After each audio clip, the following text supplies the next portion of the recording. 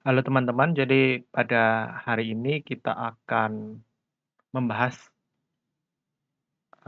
topik pertumbuhan populasi ya dalam ekologi umum. Jadi kita akan melihat bagaimana ukuran populasi itu bisa berubah. Ukuran populasi itu kan dinamis ya, bisa berubah-berubah, bisa naik, bisa turun, itu karena beberapa faktor ya. Jadi di sini kita bisa lihat ada 4 penyebab ya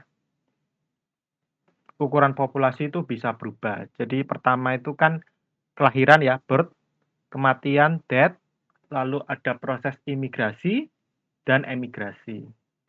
Jadi kalau kita lihat dari kotak ini, yang sebelah kiri itu menyebabkan penambahan ya. Jadi kan kelahiran, ya kelahiran itu kan pasti akan menambah jumlah ya individu. Selain itu juga ada imigrasi ya. Kalau imigrasi itu kan berarti ada individu dari luar populasi masuk ya, masuk ke dalam sehingga ukurannya bisa bertambah. Di sisi lain yang sebelah kanan ini bisa menyebabkan penurunan ya. Contohnya karena adanya kematian ya di sini. Selain itu juga ada emigrasi. Kalau emigrasi kita bicara bagaimana si beberapa individu dari dalam itu keluar ya, keluar pindah ke tempat lain. Jadi keempat faktor inilah yang akan membuat populasi itu bersifat dinamis ukurannya. Nah, kita lihat sebelah kanan. Jadi kalau kita lihat sebelah kanan, kita bisa menuliskan delta N per delta T. Jadi kalau delta itu kan artinya kan selisih ya. Jadi selisih ukuran populasi per selisih waktu. Ya, jadi kalau kita katakan dia seperti laju laju perubahan ya, laju perubahan ukuran populasi delta N per delta T. Jadi perubahan ini dipengaruhi oleh B dikurangi D ya, lalu ditambah I tambah E ya. Kalau B dan D ini kan faktor dari dalam ya. Jadi individu-individu di dalam populasi itu kan bisa melahirkan, bisa meninggal. Sedangkan ini faktor yang lebih ke arah keluar ya, dalam artian ada sejumlah yang keluar dari dalam populasi, ada yang masuk, seperti itu.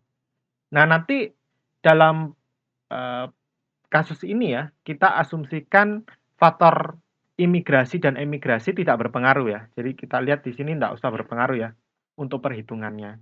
Jadi kita melihat kasusnya ini, populasinya ini bertambah karena 2 hal, ada yang lahir, ada yang meninggal, seperti itu. Jadi, persamaannya kita, per per apa ya, kita singkat jadinya delta N per delta T sama dengan B kurangi D, ya. Kita tidak memperhitungkan imigrasi sama emigrasi. Nah, lalu laju kelahiran dan laju kematian dalam ekologi itu biasanya dinyatakan dalam, per jumlah individu. Maksudnya apa? Misalnya kalau B-nya itu misalnya OB-nya ini 10 kelahiran per 100 individu. Ya, biasanya pecahan ya, jadi ataupun angka ya. Jadi misalnya 10/100 itu artinya ya ada 10 kelahiran per 100 individu, ya. Nah, karena kita ingin menghilangkan, faktor jumlah individunya, B sama D-nya ini kita kali dengan jumlah ukuran populasi, ya. Karena B sama D-nya ini satuannya dalam bentuk, jumlah kelahiran per jumlah individu. Nah, berarti B-nya ini bisa kita kali N, D-nya dikali dengan N. N-nya ini adalah ukuran populasi, ya. Nah, berarti kita bisa mendapatkan jumlah absolut kelahiran, jumlah absolut kematian, ya. Nah, ini bisa kita faktorkan ya, seperti pelajaran SMA ya. Jadi B min D kali N. Nah, selisih ya dari laju kelahiran dan laju kematian inilah yang akan kita ubah menjadi parameter lain ya yang disebut dengan R. Ya. Jadi B kurangi D ini menjadi parameter lain namanya R. Sehingga persamaannya berubah wujud menjadi delta N per delta T sama dengan R kali N. R-nya ini apa? Jadi R-nya ini adalah laju pertumbuhan intrinsik ya, populasi. Jadi populasinya ini punya laju pertumbuhan intrinsik. Setiap populasi dia punya nilai R yang berbeda ya, tergantung kasus populasinya. Seperti itu. Nah, di sini ini masih persamaannya dalam bentuk delta N per delta T. Jadi selisih ya. Delta itu kan kalau teman-teman belajar ketika di SMA itu kan delta kan selisih ya. Jadi selisih dari waktu tertentu dengan waktu yang lain. Nah, tapi kalau kita belajar laju pertumbuhan, itu kan kita biasanya diminta berapa sih laju pertumbuhan di suatu saat. Ya, delta itu kan berarti harus ada selisih ya. Waktu misalnya tahun 2015 hingga 2020. Jadi ada selisihnya. Kita hitung rata. Tapi kalau ditanya berapa laju pertumbuhan di saat tahun 2015, itu kan tidak ada selisihnya kan. Nah, konsep seperti itu yang memunculkan ya matematikawan ya, ini akan mengubah deltanya ini kan menjadi dN per dt. Jadi kalau kita lihat deltanya ini diubah jadi dN per dt ya. Jadi laju perubahan ukuran populasi sesaat ya di satu titik. Jadi nggak ada selisihnya gitu. Nah, dN per dt ya sama dengan R per N. Sama seperti yang sebelumnya. Nah, ini kalau kita lihat ya, sebelah kiri ini ada gambar grafik pertumbuhan eksponensial ya. Jadi ketika kita melihat kasus tadi dalam bentuk grafik, grafiknya seperti ini ya. Jadi sumbu X ini waktu, sumbu Y ini ukuran populasi. Jadi seiring waktu, ukuran populasi itu akan naik. Ya. Naik membentuk grafik berbentuk J. Ya, ibaratnya kalau eksponensial itu kan seperti 2, 4, 8, 16, 32, 64, 128 dan seterusnya. Jadi seiring waktu itu dia akan naik tajam ya ukuran populasinya. Nah, kalau kita mau tahu laju pertumbuhan di suatu titik, jadi ibaratnya saya mau tahu sih laju pertumbuhan di satu titik ini. Ya. Nah, laju di satu titik inilah yang disebut dN per dt. Nah, dN per dt di titik tersebut itu bernilai R dikali N. Ya. Dengan R tadi adalah laju pertumbuhan intrinsik. Seperti itu. Ya. Nah, R ini tadi kan kita sudah lihat ya, R itu kan tergantung populasinya ya. Jadi misal di sini R-nya kan berapa? R-nya tetap ya bentuk grafik ini. Lalu R-nya tuh kita ubah jadi R-nya nilainya nambah jadi berapa misalnya? 2 ya. Jadi kita ubah dia jadi 2, naik. Ya. Misalnya R yang ini 1 ya, misalnya. Lalu kita naikkan R-nya menjadi 2. Apa yang terjadi dengan grafiknya? Grafiknya ini akan melengkung lebih cepat. Lalu kita misalnya naikkan lagi, jadi R-nya jadi 3. Ya sudah, dia akan melengkung lebih cepat. Ya, melengkung lebih cepat naik. Ya, karena laju pertumbuhannya lebih tinggi. Seperti itu. Tapi semuanya nilainya positif ya. Karena supaya dia bertumbuh, R-nya ini harus positif. Gitu. Kalau R-nya 0, berarti dia tidak bertumbuh. Kalau R-nya negatif, berarti dia tidak bertambah, malah berkurang. ukuran populasinya. Dan memang bisa terjadi ya di beberapa kondisi R-nya negatif. Cuma di sini kita lihat R-nya positif ya, jadi populasinya terus bertambah. Seperti itu. Nah, di sini dN per dt itu kan cuma menunjukkan laju pertumbuhannya. Ya, laju perubahan ukurannya di suatu titik. Kalau ditanya, bagaimana kita bisa mengetahui di suatu titik ukuran ini berapa sih? Nah, persamaan ini nanti diolah dengan integral ya. Salah satu aplikasi integral ya. Jadi nanti persamaan ini akan diintegral menghasilkan persamaan lain. Jadi saya di sini tidak akan menjelaskan penurunannya ya. Jadi intinya persamaan ini diintegral menghasilkan bentuk yang lain ya. Jadi NT sama dengan N0 kali E pangkat RT. Jadi NT itu merupakan ukuran populasi pada waktu tertentu. N0 ukuran populasi awal-awal. R itu laju pertumbuhan intrinsiknya. T-nya adalah waktu. Nah, E-nya apa? Jadi E-nya ini adalah bilangan Euler ya. Jadi dia ibaratnya kayak kalau teman-teman tahu pi, pi-nya lingkaran kan punya angka 3, berapa gitu kan. Nah, E ini juga adalah konstanta ya. Jadi dia punya nilai tertentu. Jadi 2, bla bla bla bla. Itu bisa kalian temukan di kalkulator saintifik ya. Nah, di sini persamaan ini bisa kita pakai untuk mengetahui kira-kira berapa sih ukuran populasi setelah selang waktu tertentu. Selain itu, kita bisa akan turunkan ya di sini, kita akan turunkan untuk mencari misalnya ada kasus kita mau tahu berapa sih laju pertumbuhan intrinsik suatu populasi. Jadi kita coba ya turunkan. Jadi di sini kita mencari R-nya ya. Jadi target kita adalah R ya. Jadi N0-nya kita pindah kiri ya. Karena ini perkalian, jadi berubah jadi NT dibagi N0. Sama dengan E pangkat RT. Nah, kita mau mengambil pangkatnya.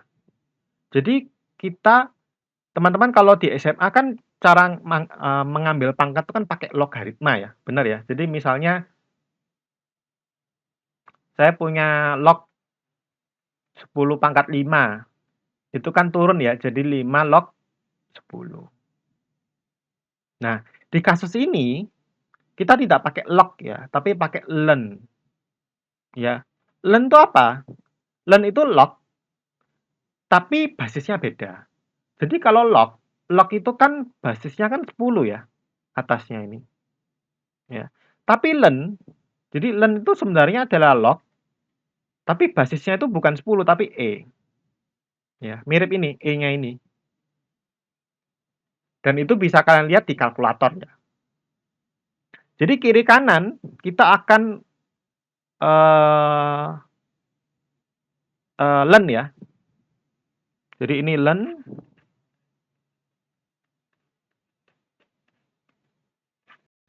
E RT.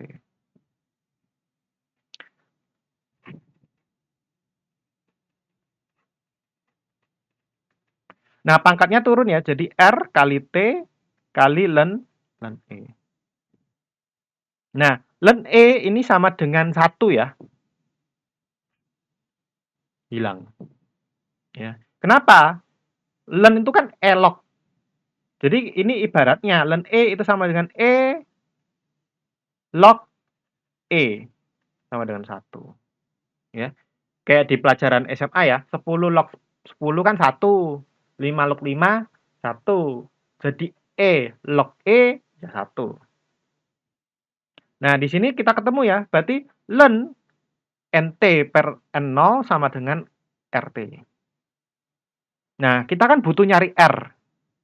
Berarti R sama dengan T-nya pindah kiri ya. Jadi seperti dikali Ln NT per N0. Nah, jadi kita bisa mendapatkan persamaan yang baru ya di sini untuk mencari nilai R.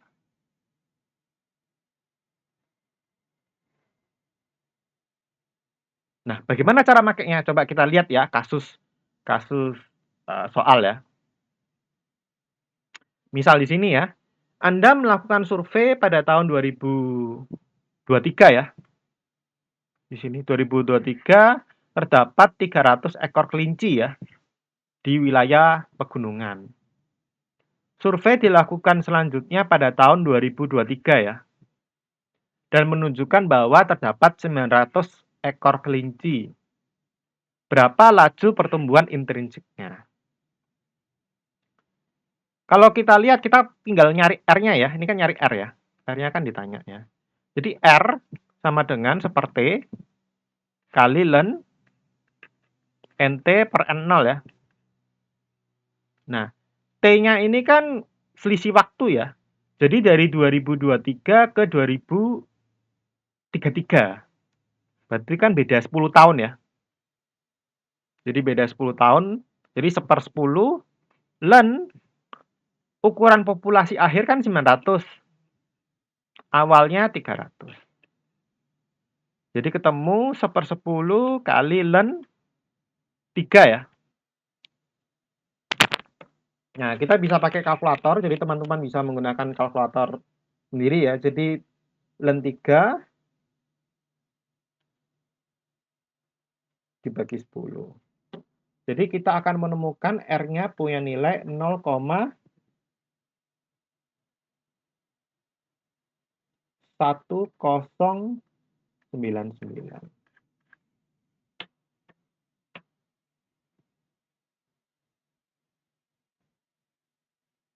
Dan R ini adalah laju pertumbuhan intrinsik si populasinya tadi. Gitu ya. Itu untuk cara nyari R. Nah, coba kita lihat kasus lain ya. Ini kasus pertama ya. Jadi kasus kedua, jadi pada tahun 2023 terdapat 100 ekor kelinci di wilayah pegunungan. Jika laju pertumbuhan intrinsiknya 0,2, berapakah perkiraan ukuran populasi pada tahun 2023?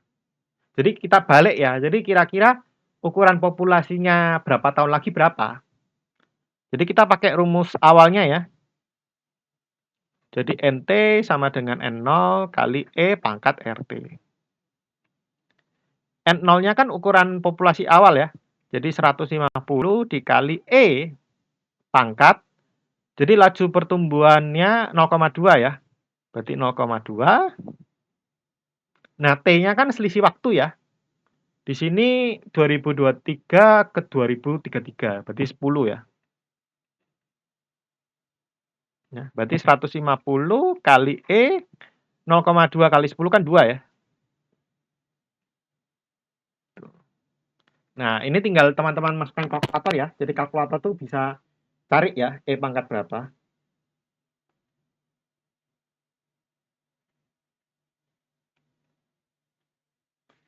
Jadi di sini akan didapatkan 1108 ekor ya.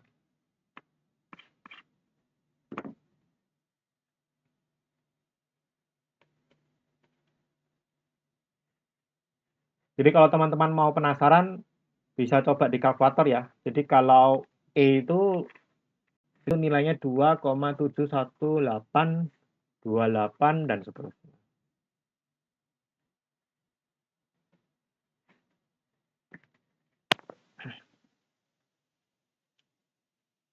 Gitu ya. Jadi dengan persamaan tadi kita bisa memperkirakan kira-kira 10 tahun lagi ukuran populasi kelincinya berapa.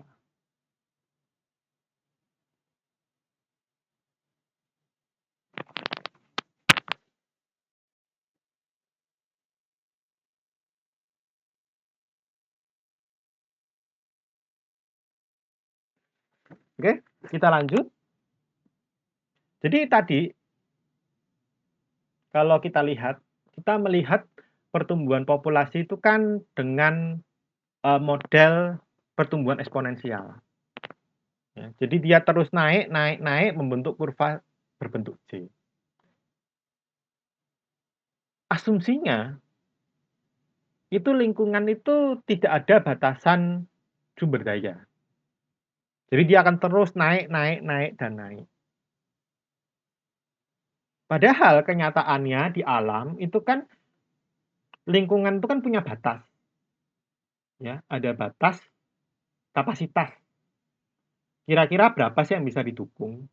Nah, karena itu pemodelan tadi itu bisa kita ubah jadi pemodelan logistik, pertumbuhan logistik. Jadi di model pertumbuhan logistik, asumsinya itu ada batas, ya. Jadi lingkungan itu punya batas, kapasitas tertentu seberapa dia bisa mendukung. Jadi kalau kita lihat sebelah kiri, kurvanya itu bukan huruf J, tapi huruf S. Kenapa huruf S?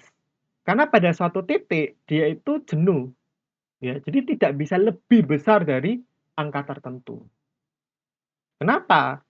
Karena kalau kita lihat dari grafiknya, jadi ukuran populasi tidak bisa lebih dari angka 100. Ya, kenapa? Karena lingkungannya ini hanya bisa menampung 100 aja. Lebih dari itu, pasti sumber dayanya kurang.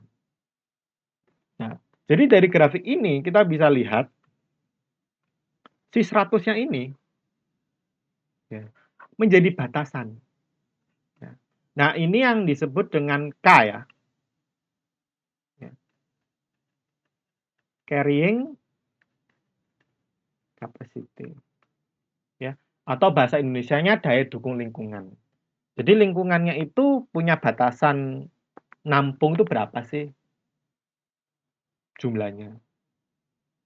Jadi semakin sumber dayanya banyak, ya berarti nilai K-nya semakin banyak.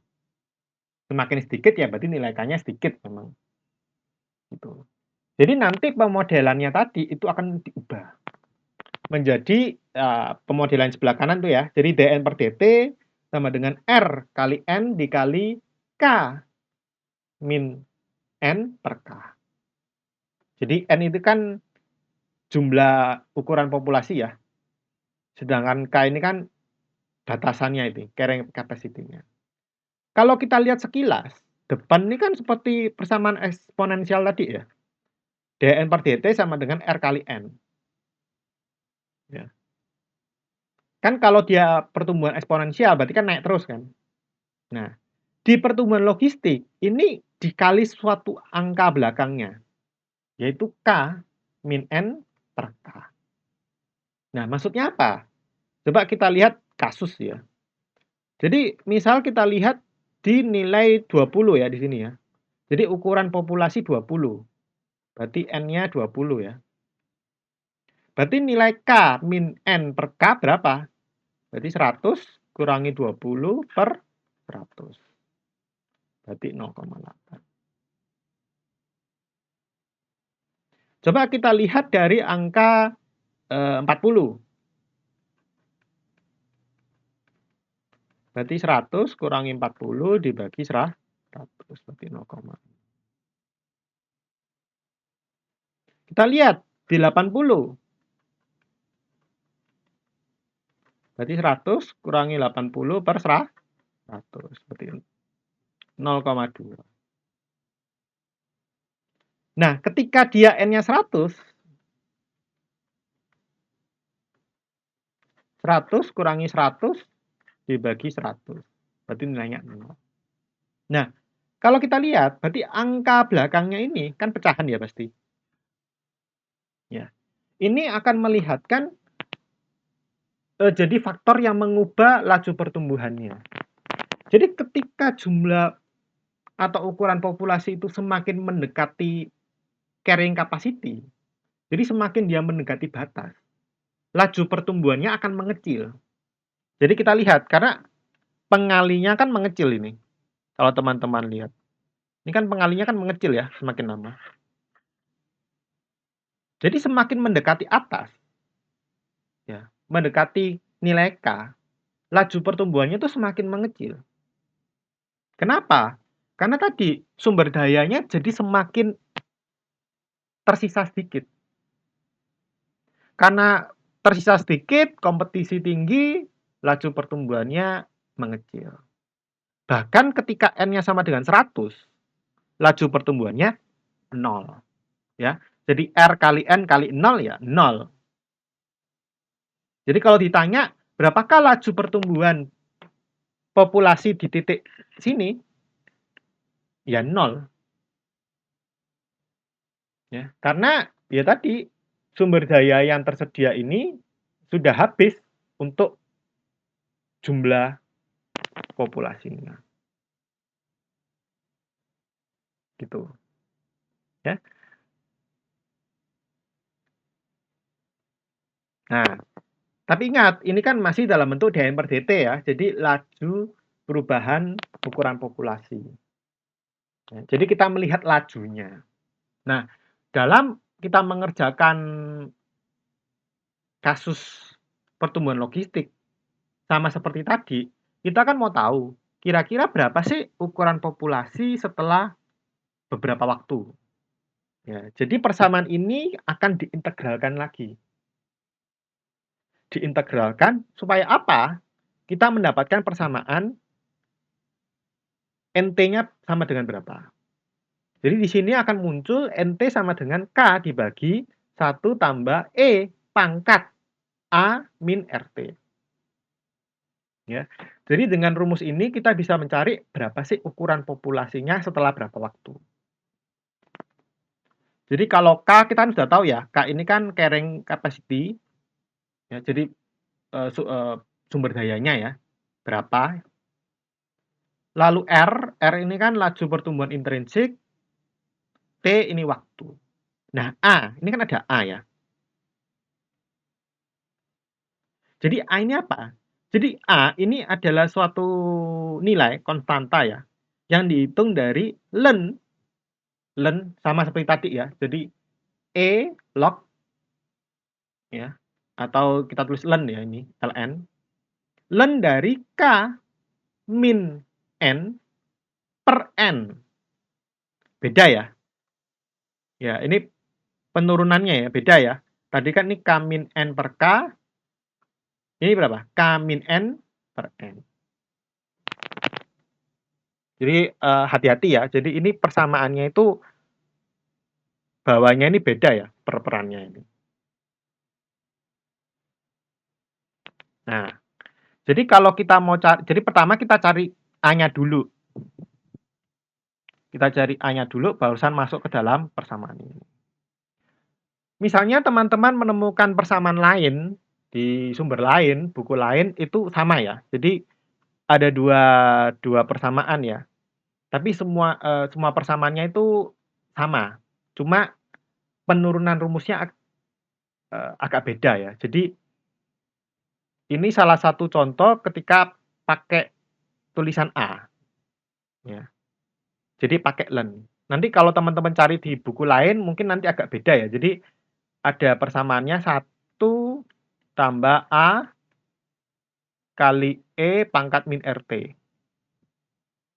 Ya, ini bagian bawahnya ya. Itu ada. A-nya itu nanti sama dengan K min N per N. Apakah beda? Enggak, sama ya. Jadi secara matematika dua persamaan ini sama. Ya. Ya. Jadi mereka sama secara matematika ya. Cuma beda penulisan rumus aja. Nah, seperti itu. Jadi ada yang nulisnya rumusnya gitu ya. K per 1 tambah A kali E pangkat min RT. Dengan A sama dengan K min N per N. Jadi tergantung kalian pakai buku apa ya nanti ya. Oke, jadi coba kita aplikasikan ke kasus ya. Di sini ada sebuah danau. Ada sebuah danau dengan ikan ya, dan danaunya ini memiliki carrying capacity sebesar 1.500 ya. Dan laju pertumbuhannya sebanyak 10% per tahun. Jika populasi awal ikan pada danau adalah 500, berapakah ukuran populasi ikan setelah 2 tahun? Pertama kita cari nilai A-nya dulu ya. Berarti A sama dengan len dari K min N per N. Berarti len K-nya ketemu 1.500 ya. 1.500 per jumlah N-nya 500 ya. Per 500. Berarti len dari 1000 per 500 ya. Berarti sama dengan len 2. Setelah itu kita cari, kita masukkan ya ke persamaan satunya. Jadi NT sama dengan K dibagi 1 tambah E pangkat A min RT ya. K-nya 1.500 per 1 ditambah E pangkat A-nya ketemu ya tadi, len 2 dikurangi R-nya berapa? 10% itu kan berarti 0,1 ya. 0,1 dikali T. T ini kan selisih waktunya ya. Jadi setelah 2 tahun ya berarti 2 tahun. Gitu. Nah, ini kita hitung nilainya. Berarti 1.500 per 1 ditambah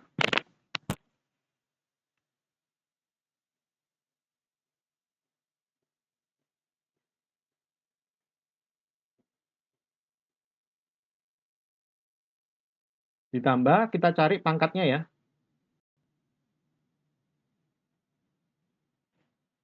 Jadi kita cari len 2 ya. Len 2 dikurangi 0,2. Jadi kita akan temu E pangkat dari 0,493. Nah, lalu kemudian teman-teman bisa cari ya, nilainya berapa itu. Jadi E pangkat dari 0,493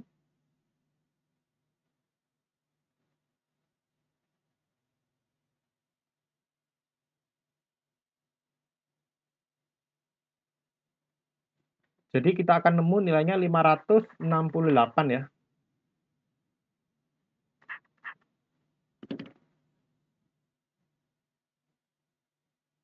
Ekor.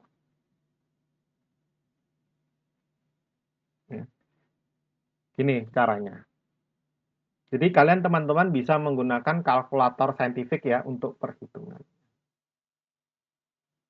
Oke, jadi kesimpulannya di sini hari ini kita lihat pertumbuhan populasi itu bisa pakai 2 pemodelan ya. Pertama pemodelan eksponensial. Jadi kurvanya bentuk J ya. Jadi sumber dayanya tidak terbatas ya. Sedangkan kalau yang satunya ini pertumbuhan logistik itu ada seperti batas. Ya, jadi sumber daya yang bisa diberikan oleh lingkungan itu terbatas. Ya, sehingga kurvanya membentuk huruf F. Ya. Dan keduanya ini punya pemodelan yang berbeda ya. Terlihat dari cara hitungnya tadi. Oke? Jadi sekian, semoga video ini bermanfaat bagi kalian semua.